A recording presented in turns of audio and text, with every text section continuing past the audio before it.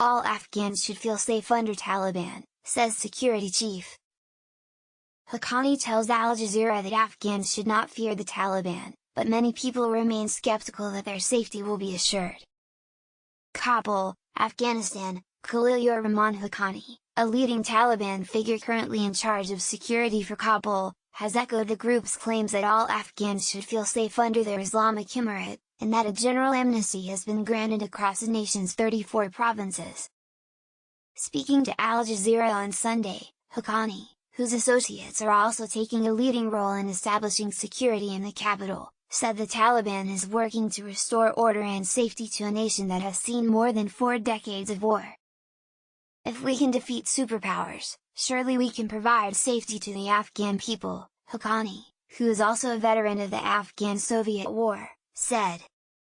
Many Afghans are skeptical that a leader of the Haqqani network, known to be the most brutal and violent group associated with the Taliban, will bring security to Afghanistan after 40 years of war and violence, especially as reports of house-to-house searches and violence allegedly committed by the Taliban continue to pour in, including in Kabul. Haqqani is still labeled a global terrorist by the United States, with a $5 million bounty for him issued by the U.S. Treasury Department in February 2011, and he remains on a United Nations terrorist list. Haqqani's statement also comes as thousands of people continue to try to get into Kabul's Hamid Karzai International Airport, where Taliban, intelligence forces and U.S. soldiers are actively trying to keep crowds desperately trying to flee the country from entering the premises. Since the crowds first amassed near the airport last Sunday, there have been near-daily reports of violence, injuries, stampedes and deaths.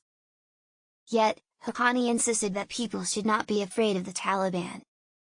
Our hostility was with the occupation. There was a superpower that came from the outside to divide us. They forced a war onto us. We have no hostility with anyone, we are all Afghans, he said. Haqqani's reference to a forced war harkens back to a similar term often employed by the government of former President Ashraf Ghani. Haqqani's reference to a forced war harkens back to a similar term often employed by the government of former President Ashraf Ghani. That government repeatedly referred to the Afghan conflict as an imposed war. However, both sides differ in who they claim has brought war to Afghanistan. For the Taliban and Haqqani, it was the US and its coalition of 40 nations, whereas Ghani and his administration often blamed neighboring Pakistan for the violence and discord in their nation by facilitating the Taliban and other armed groups, which Islamabad denies. Now that foreign forces are less than 10 days from a complete withdrawal, Haqqani and the Taliban say they see no enemy on Afghan soil and instead want to work with as many people as possible to bring order to the nation. Part of Khalil Ur-Rahman Haqqani's security detail, Haqqani is still labeled a global terrorist by the US and also remains on a UN terrorist list, Ali Imlat Hoifi/Al Jazeera. Taliban leaders have sought to show a more moderate face since capturing Kabul last Sunday, and have begun talks on forming a government. Haqqani points to recent meetings with former President Karzai, as well as Abdullah, a member of the resistance against the Taliban's initial rule in the 1990s, and Gulab Sherzai, the former Minister of Borders and Tribal Affairs, as proof that the group is willing to embrace all Afghans. Karzai was in conflict with us for 13 years, but in the end, we assured even him of his safety, Haqqani said in reference to the years Karzai spent as the head of the Western-backed Afghan government, which the Taliban often referred to as a puppeteer. Karzai was in conflict with us for 13 years, but in the end, we assured even him of his safety, administration.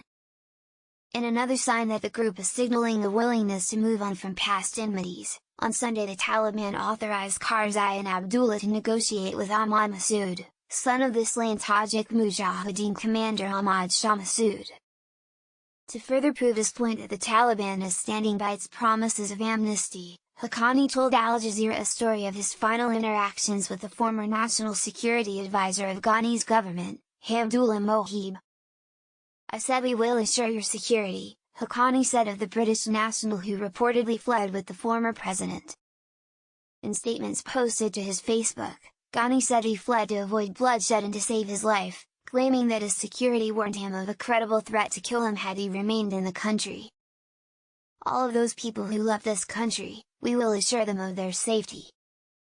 You're all welcome back in Afghanistan, he said.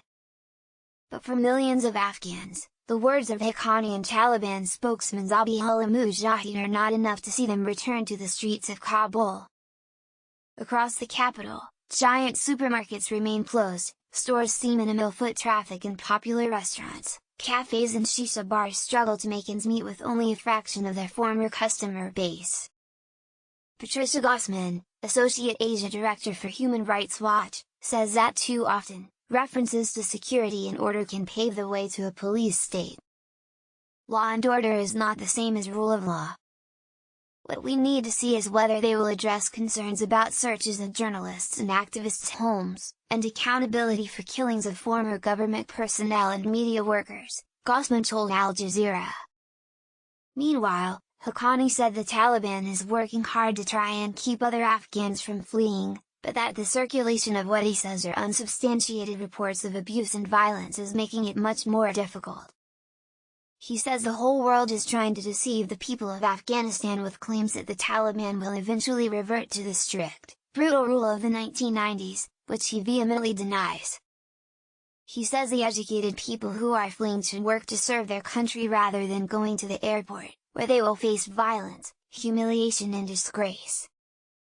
We cannot build Afghanistan from the outside, he said to those who are either waiting to leave or have already left. He also referred to the last 20 years of foreign intervention that saw foreigners and Afghans coming from abroad to work in the country. Outsiders can't build the nation for us. All they've done is destroy it.